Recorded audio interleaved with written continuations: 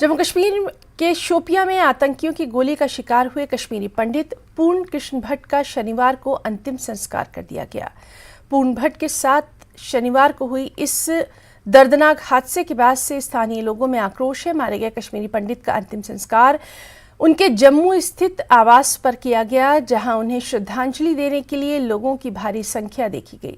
कश्मीरी पंडित पूर्ण कृष्ण भट्ट के परिवार के सदस्यों ने जम्मू कश्मीर प्रशासन से उनके लिए न्याय की मांग की है।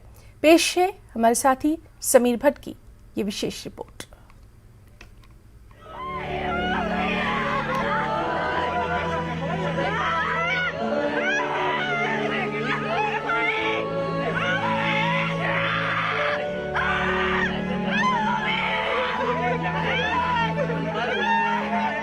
कश्मीर में 43 साला पूरन कृष्ण भट्ट की दर्दनाक कहानी खत्म हो गई। एक नौजवान कश्मीरी पंडित पूरन कृष्ण भट्ट की एक और कीमती जिंदगी अपनी जवान बीवी और स्कूल जाने वाले छोटे बच्चों को छोड़कर खत्म हो गई। पूरन भट्ट की जिंदगी का अलमनाक अंजाम कल जनूबी कश्मीर के शोपियां जिले में उनके आबाई गांव चौधरी गुंड के करीब हुआ, जब मुसल्लह दहशतगर्दों ने उन पर गोलियां बरसाई। उनकी मैयत कल रात जम्मू में वाक़ई उनकी रिहाइशगाह पहुंची। आज उनकी मैयत को एक जुलूस के साथ शमशान घाट पहुंचाया गया। लोगों की बड़ी तादाद ने उनकी आखिरी रसूमात में शिरकत की। आखिरी रसूमात की अदायगी में मौजूद हर शख्स ने पूरन कृष्ण भट्ट को आंसुओं से अलविदा किया। पूरन की बहन नीलम कुमारी का कहना है कि उनका भाई एक शरीफ इंसान था। अहले खाना के मुताबिक पूरन वादी कश्मीर में कुछ अरसे से खुद को गैर महफूज महसूस कर रहा था। इसके बावजूद भी पूरन ने कश्मीर नहीं छोड़ा। पूरन को शायद ही मालूम था कि कश्मीर से इतनी मोहब्बत की उसे इतनी बड़ी कीमत चुकानी पड़ेगी। नीलम ने एलजी मनोज सिन्हा से अपील की कि उनकी अहलिया को सरकारी मुलाजमत दी जानी चाहिए और खानदान को मुनासिब मुआवजा फराहम किया जाना चाहिए। मेरी बात फ्राइडे को हुई थी, फ्राइडे रात को हुई थी, तो उन्होंने ज़्यादा बात डिटेल में नहीं हुई थी। बस यही बोला है कि हम सेब उतारे हैं, ज़्यादा टाइम नहीं लगेगा, तो 10-15 दिन में हम आएंगे जम्मू। उनको डर था, बहुत डर था। जब से वो छोटी गामा का हुआ था टारगेट किलिंग, जब से उनके अंदर बहुत डर था। वो जल्दी बेचारे कर रहे थे, बहुत सारे मजदूर लगाए थे, वो जल्दी कर रहे थे ताकि हम जम्मू आए। 15 दिन बाद में ज़रूर आ जाऊंगा। तो बस यही बात हुई थी। फिर मैंने बोला थक गया है, जाओ, दिन भर काम करता है तो अब सो जाओ। उनकी अनफॉर्चुनेट किलिंग हुई है। ये परिवार जो है उनके वो प्राइवेट करते थे, ऑर्चर्ड बाग, उनके पास कुछ नहीं। क्या आपको लगता है कितना गमों का पहाड़ टूट पड़ा है और क्या चाहते हो सरकार? सर वो बीएससी था, कोई जॉब नहीं थी उसको, क्वालिफाइड तो था, जॉब नहीं थी। वो यही काम करता था, अपने सेब थे, अपने अखरोट थे, वही बेच के फिर चला लेता था, अपना खर्चा वही चला लेता था। अब उनके पास कोई सोर्स नहीं है, कोई इनकम का सोर्स नहीं है। बस मैं यही गवर्नमेंट से रिक्वेस्ट करूंगी, उनका कोई मतलब थोड़ा गवर्नमेंट जॉब वॉब मेरी भाभी को दे दो ताकि वो अपनी बच्चों की पढ़ाई कंटिन्यू रखे। पूरन की आखिरी रसूमात के दौरान मौजूद कश्मीरी पंडितों ने वादी कश्मीर में पंडितों और दीगर अक़लियतों के मुसलसिल कत्ल पर हुकूमत को निशाना बनाया। इनका कहना है कि हुकूमत पंडित बरादरी के लिए एक तवील जामे मंसूबा तैयार करने में नाकाम साबित हुई। इनका कहना है कि पंडित मुलाजिमीन की हकीकी आवाज को सुनने में भी सरकार नाकाम रही है। कश्मीरी पंडित टारगेट किलिंग के बाद जम्मू में एहतिजाज पर हैं और मुंतकिली की मांग कर रहे हैं। हर हत्या फिर एक हत्या होती है और ये 35 साल से लगातार जारी है। और ये जो कल पूरन भट्ट की हत्या की गई है, उस कड़ी में जो हमारे साथ जिनोसाइड हुआ उसकी एक अंतिम और ताज़ा तरीन कड़ी है।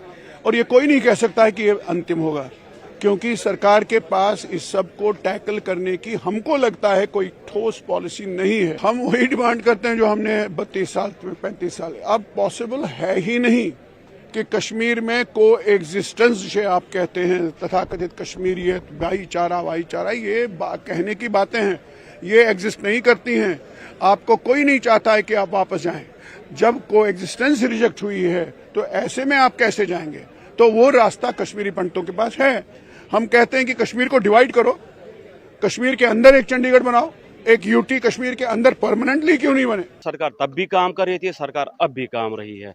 तो हमारी यही है कि सरकार को एक चेताना चाहते हैं कि आप हमारे लिए जो भी पॉलिसी आप क्लियर डिक्लेयर कर दीजिए। ये ऐसे चुन चुन के मरना अब हमें स्वीकार नहीं है। कोई ऐसा प्रोग्राम बनाइए जिसमें कश्मीरी पंडित जो है वो सेफ रहे, कोई भी हिंदू है कश्मीर में वो भी सेफ रहे। तो हमारा ये कहना चाहते हैं। और हम जो ये कल हत्या की गई है, घर में आकर भी उनके आंगन में उनको गोलियों से भून दिया गया, तो कहाँ की सिक्योरिटी है? क्या कर रहे हैं वो डीएकॉम? ये लैप्स है सरकार की तरफ। जो वहाँ डीएकॉम उनके खिलाफ एफआईआर क्यों नहीं काट रही है? पिछले 150 दिनों से बेचारे बैठे हैं, अपना इंसाफ मांग रहे हैं कि भाई अगर हम जाएंगे वहां पे तो क्या हम सेफ है, क्या हमारी सिक्योरिटी है कुछ वहां पे। उल्टा सरकार ने उनकी सैलरियां बंद कर दी। ये कहाँ का इंसाफ है? आप उनको मजबूर कर रहे हो वहां जाओ मरो, मरने के लिए जाओ। ये कहाँ का इंसाफ है? हम गवर्नमेंट ऑफ इंडिया से मतलब डिमांड करते हैं कि इमीडिएटली कोई ना कोई जल्दी से स्टेप उठाए कि अब हम ये लाशें देखने के लिए हमें मंजूर नहीं है। कश्मीरी पंडितों में मुसलसिल टारगेट किलिंग के खिलाफ कई सियासी और समाजी तंजीमों ने जबरदस्त एहतजाज किया है। इन्होंने वादी कश्मीर में कश्मीरी पंडितों समेत अक़लियतों के कत्ल में मुलव्विस दहशतगर्दों के खिलाफ सख्त इक़दाम का मुतालबा किया।